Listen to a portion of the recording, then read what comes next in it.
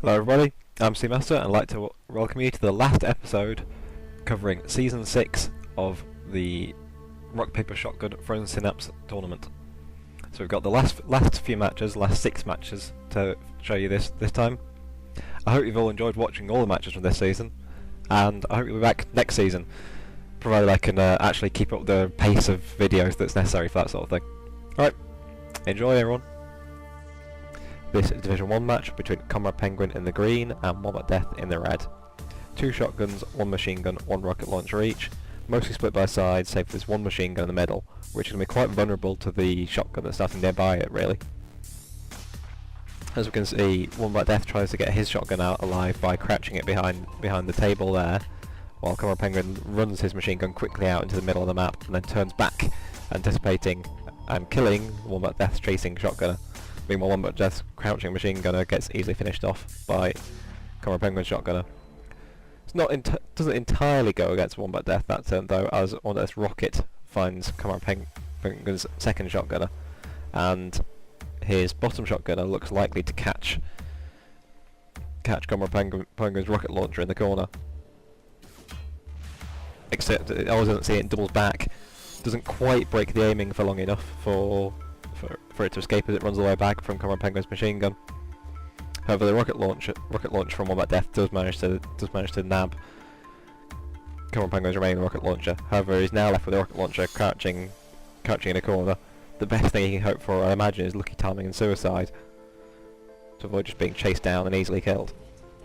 But in fact, perhaps rather, while Comrade Penguin's machine gun sits there and aim, Wombat Death's rocket launcher pops up, takes a shot, crouches down again, and kills Comrade Penguin's machine gun that he's left perhaps foolishly too near to a solid target. Now begins a bit of a cat and mouse game. It largely favours Comrade Penguin with his direct fire weaponry, but Wombat Death's not going to allow him an easy approach. So he's going to force Comrade Penguin to come up past walls and things in the hope that it'll turn his way and he'll get a lucky shot. That was very close shooting there. It's not entirely clear how aware each of these players are where each other is, and obviously in Wombat Death's case he has to lead somewhat. He's not moving this turn, which I thought meant that Comrade Penguin's shotgun was going to get him. But in fact, he wasn't seen at the previous turn, and he was never quite close enough to be in range. The final turn's going to be a bit of a decider. Comrade Penguin should know where Wombat Death's rocket launcher is now, but a good rocket shot could make it deadly for him to approach. But no, the rocket shot goes wild. Perhaps a vague gesture rather than any attempt to actually achieve anything, and Comrade Penguin easily comes in and gets the finishing blow. This is Division 1 match between Comrade Penguin in the green and Keimthink in the red. 3 machine guns, 1 grenade launcher each. Split by sides, most starting in the top building, solitary machine gun starting the bottom. Expect to see some grenades being lobbed into the doorways of the top buildings in the first turn. We see in fact pretty much identical grenade shots doing exactly the same thing, flying through a window and exploding through a window, through a door, and exploding near the cover. However, both players also seem to have anticipated this move and moved out. We've got almost identical moves at the bottom as well, with the machine guns taking up cover behind these bits of tables here. The difference is perhaps in that Keimthink's run almost all his units out the bottom of his building, whereas Comrade Penguin is carrying a bunch in the corner of the top room. Comrade Penguin's seen Keimthink's units along the bottom, but Keimthink perhaps either anticipating or also knowing what's going to happen, uses a quick dodge behind a wall combined with the baiting of his grenade launcher to win that engagement.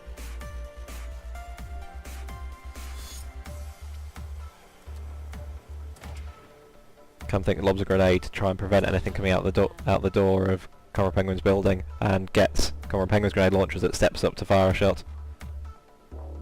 There is a counter shot on the way, but Keimthink should be able to easily see that in simulations and move out of the way before it can do any damage. I thought that Keimthink might sit back and try and sort of take his victory, but in fact he's pressing the attack with a grenade launcher.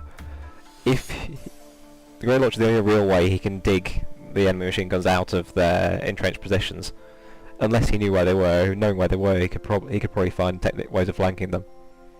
And even if he loses it, even if he makes the wrong step and it gets fired upon, he's still got 3 of his own machine guns left, he's still likely to win, which is presumably the logic here. The grenade layer looks pretty certain to get the hit he wants, and I thought for a moment that his grenade launcher was about to walk directly into the path of Comrade Penguin's machine gun.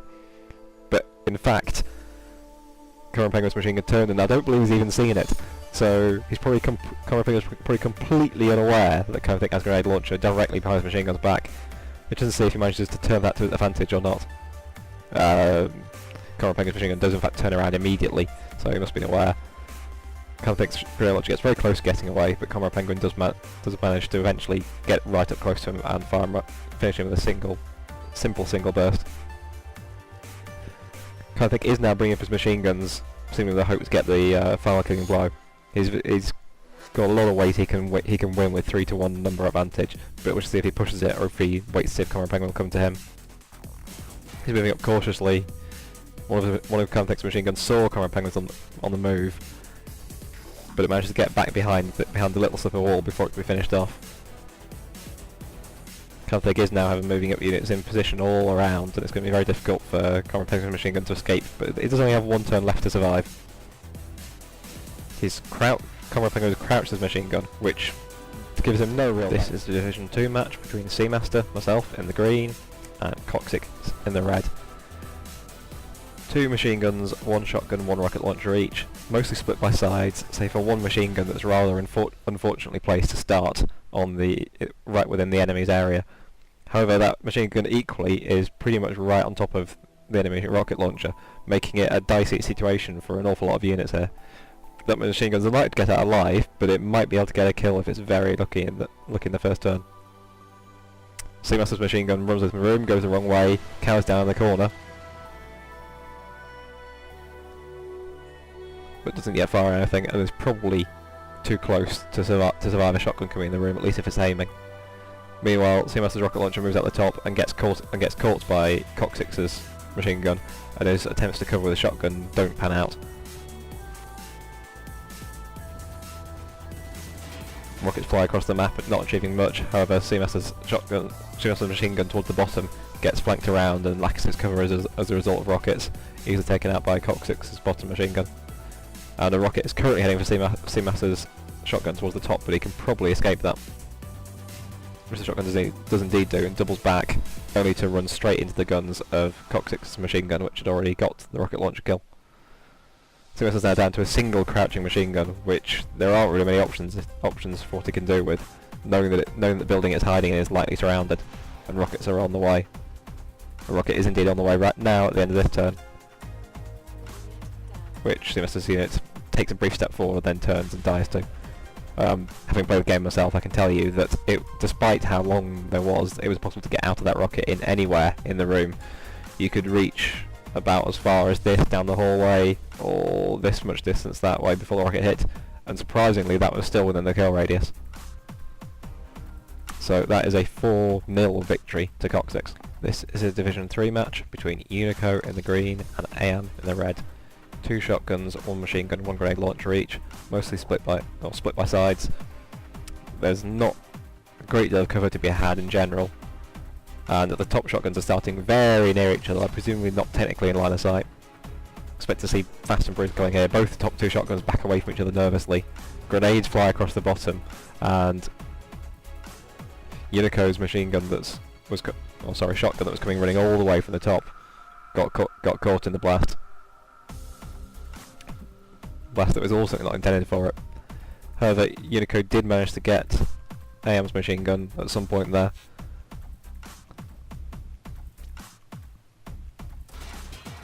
Unico's machine gun turns and fires on AM's shotgun through a very narrow angle. Seems rather careless of AM to let that happen, but I imagine he had his shotgun encouraged to check the room first.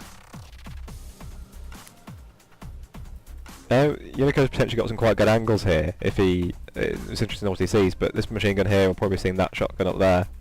And even if that could dodge out the way, he's got this additional shotgun that can come in around the top and flank. And if all that's after is a grenade launcher, then there's limited amounts that AM will be able to do. Unsure of which side is safe, AM's shotgun dodges backwards and forwards very rapidly out of the sort of the wall at the top. It's effective. It means that Unico's machine gun's never allowed to get a bead on it for long enough. Meanwhile, AM launches down a grenade that's almost certainly guaranteed to get Unico's machine gun for either of the gaps it can be shooting through, and does. Unico's shotgun comes around the corner crouching, perhaps rather foolishly, giving away any chance it had of catching out AM's shotgun, and AM obviously had an idea of where Unico was hiding and launched a grenade up, which catches out Unico's slowly moving shotgunner. So a 4-2 victory for AM. This is a Division 3 match between Sarig's in the green and AM in the red. One shotgun, one machine gun, one rocket launcher, one grenade launcher each, mixed up side by side. Machine gun and grenade launcher occupying the bottom building, shotgun and rocket launcher spread out towards the top. Lots of units here starting in very close proximity. Expect to see grenades flying through bottom windows, hoping for a kill, or possibly up towards the middle to make this central area a kill zone.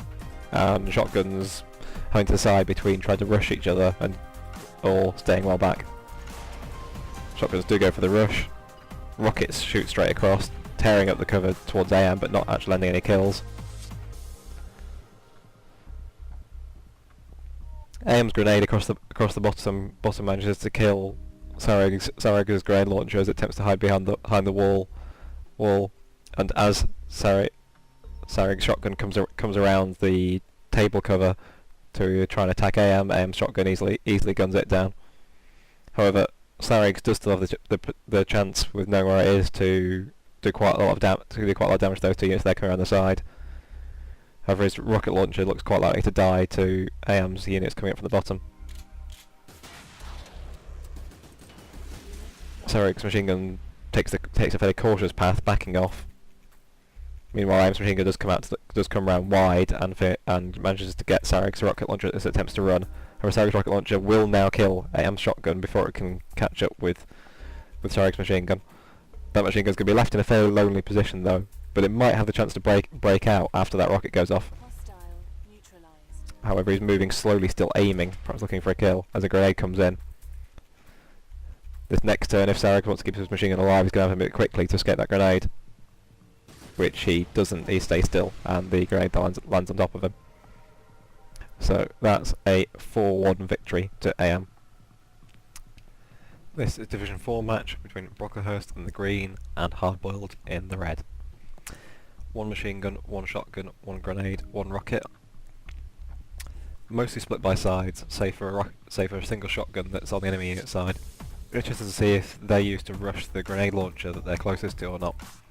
And indeed if the grenades are mostly used to try and counter said rush, or if the grenade launchers are put to other use. Brocklehurst's shotgun does indeed rush in. There's an attempt for a counter grenade by Hardboiled, but it doesn't work, and Brocklehurst gets the kill. Hardboiled, in the hand, opts to dodge, perhaps wisely, as there's a rocket that comes sailing straight up towards the door here to come through, and goes around. But it may well be that he's given away his movement intention. Brocklehurst certainly crouching his grenade launcher now and trying to hide it behind what's remaining of the wall. Brocklehurst's shotgun over on the left hand side can probably now charge down and harass Hardboiled's units towards the bottom, which he does indeed do, gunning down Hardboiled's both machine gun and rocket launcher in the same turn. Hardboiled's now left with a sole shotgun scurrying back towards the top, and it seems that there's likely little it'll be able to do. However, it did manage to get Brocklehurst's grenade launcher before fleeing.